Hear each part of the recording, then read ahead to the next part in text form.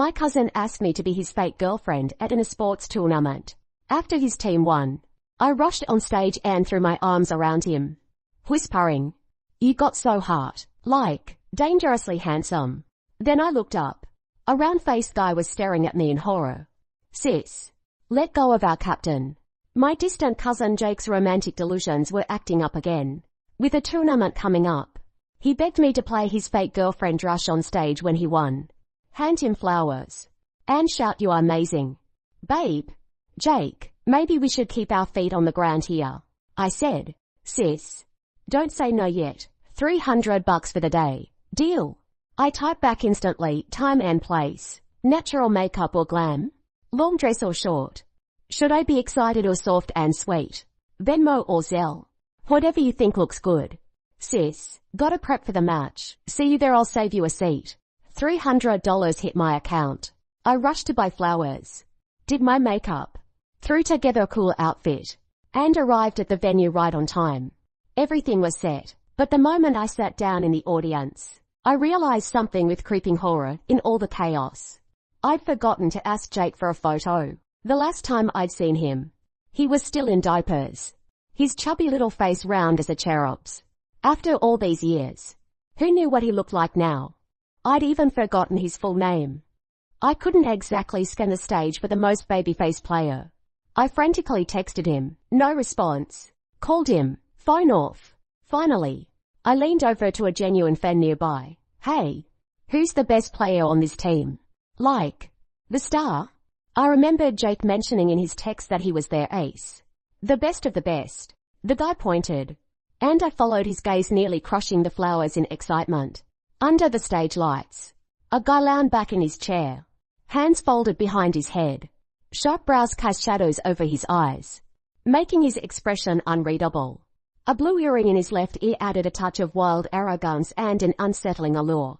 He looked like a panther coiled to strike, dangerous, magnetic, radiating dominance, as if one second he'd be basking lazily in the sun, and the next he'd lunge for your throat.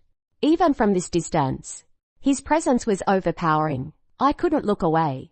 Okay, I admitted I'd been talking too loud earlier. This was nothing like the snotty little kid in diapers who used to cry for chocolate milk. He'd seriously hit the genetic lottery. With a face like that, forget $300, I'd pay him $300 just to be here. The guy next to me tapped my shoulder. "New fan?" I stared at the stage, grinning. "No, I'm his girlfriend." He laughed. "Got it, girlfriend mode fan." Whatever, I candy was more important. Once the match started, my cousin's face stayed blank, eyes locked on the screen, looking cool and untouchable. His hands were longer than most people's, pale, elegant, fingers moving with precision. Each keystroke felt deliberate, like he already knew he'd won. His gameplay was flawless, practically crushing the enemy team. Even I, a total gaming noob, couldn't help cheering along with the crowd. During a break, he took a sip of water and lazily glanced toward the audience. Our eyes met. I waved frantically and yelled, "Go babe!" Fully committed to the act, like we were a couple madly in love. He raised an eyebrow, smirked, and gave me a look I couldn't quite read.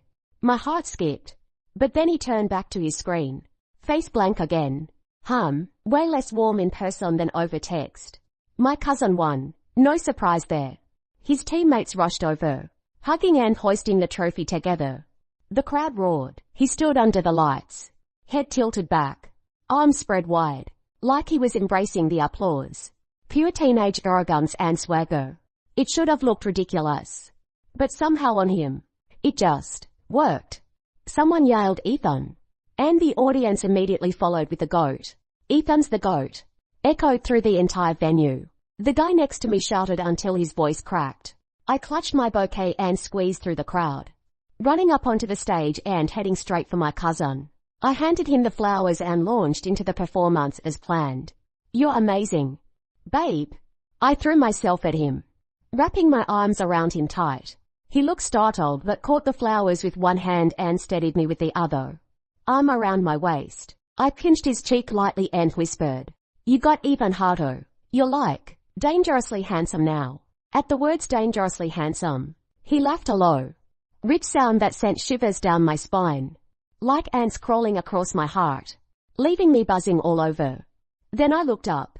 A round-faced guy was staring at me in horror. Hand over his mouth. Sis. Let go of our captain. Sis. Captain? Baby face. Jake. Oh no. I froze. Then shoved the guy in front of me away like I'd been electrocuted. Babyface Jake looked like he'd swallowed a fly. I probably looked the same. Hands shaking. I took the flowers back from the guy and tried to straighten his collar, which I'd messed up. Then I accidentally brushed his Adam's apple. I yanked my hand back like I'd been burned, swallowed hard, and plastered on a smile, pretending nothing happened. Hey. Oh. Sorry, I'm not a creep. I just mistook you for my boyfriend. The guy looked down at me. He smirked deepening, but I could tell he wasn't exactly thrilled. Little boy, he repeated, each word deliberate. He took a step toward me. I panicked. No, not little. You're big. Really big. Oof, that made it worse. He raised his hand. I flinched, covering my head. But he just plucked the roses from my grip, brought them to his nose, and said lazily, stealing my flowers. My brain short-circuited. Sorry. Wait, I bought those flowers. Wait for me in the lounge, he said. I nodded automatically, then blinked in confusion. He chuckled. What? You think you can fill me up and just walk away? Babe? The way he dragged out that last word teasing, but laced with something dangerously intimate. I caved immediately, face heating. No, I'll wait. While waiting in the lounge, I pulled up his info online.